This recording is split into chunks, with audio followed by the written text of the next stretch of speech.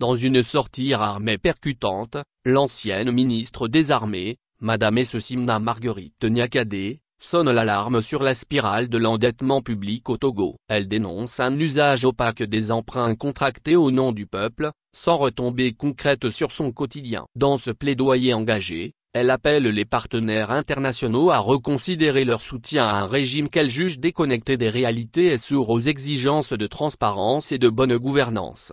Togo, l'endettement qui hypothèque l'avenir des générations futures. Lomé, le 28 juillet 2025. En tant que citoyenne, engagée, je voudrais attirer l'attention de l'opinion nationale, mais aussi des partenaires financiers nationaux et internationaux sur la situation préoccupante de l'endettement du Togo. Depuis plusieurs années, le Togo s'enfonce dans une spirale d'endettement croissant, auprès des partenaires financiers nationaux comme internationaux. Le récent décaissement de 60,5 millions de dollars américains du Fonds monétaire international, FMI, dans le cadre de la facilité élargie de crédit, FEC, s'ajoute à une longue liste de financements contractés au nom du développement, mais dont les résultats tangibles échappent aux citoyens togolais. À ce stade, deux interrogations majeures se posent. Moins quelles sont les destinations réelles de tous ces financements? Moins jusqu'à quand les partenaires financiers continueront-ils à soutenir un régime qui peine à transformer les ressources mobilisées en progrès concret? Aujourd'hui, la dette publique au Togo avoisine les 70% du produit intérieur brut, PIB. Certains diront que ce taux est plus élevé dans d'autres pays. Effectivement, presque tous les pays du monde s'endettent pour financer leur développement. Dans un pays bien gouverné, ce niveau d'endettement peut être un levier de transformation structurelle parce que l'usage de la dette est mieux ciblé, les projets sont visibles et les résultats mesurables.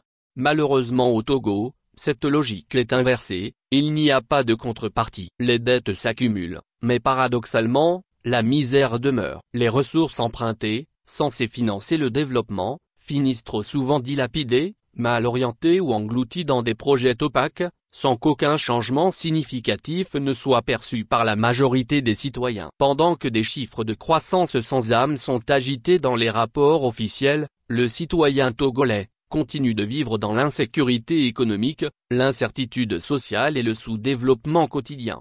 Les partenaires financiers, tout en prêtant à nouveau, proposent des réformes qui ne font qu'aggraver le quotidien déjà insoutenable du Togolais lambda, augmentation des impôts et taxes, suppression progressive des subventions au carburant, relèvement des tarifs de l'électricité, etc. Trop, c'en est de trop. Le niveau de vie du citoyen togolais est déjà au plus bas. Pourtant, pendant que la population endure des conditions de vie difficiles, ceux qui gouvernent au sommet de l'État ne rendent aucun compte. Aucune enquête sérieuse n'est menée quand une malversation financière est révélée. Aucune sanction n'est appliquée contre les coupables. Et, lorsque des voix s'élèvent pour demander des comptes, elles sont menacées, poursuivies, emprisonnées, torturées, voire dont les propos sont considérés comme de la folie. La liberté d'expression est confisquée. Le peuple togolais ne demande pas la charité. Il demande que chaque franc emprunté en son nom serve réellement à construire un avenir. Sans quoi, nous continuerons à nous enfoncer dans une spirale où l'endettement nourrit la stagnation, où l'avenir est hypothéqué, et où l'espoir du peuple togolais est trahi, année après année. En conclusion, le problème n'est pas que le Togo emprunte, mais plutôt l'usage qui est fait de ses ressources financières. Le poids de la dette s'alourdit sur les épaules des générations futures, condamnées à rembourser des prêts dont elles n'auront ni vu ni ressenti les bénéfices.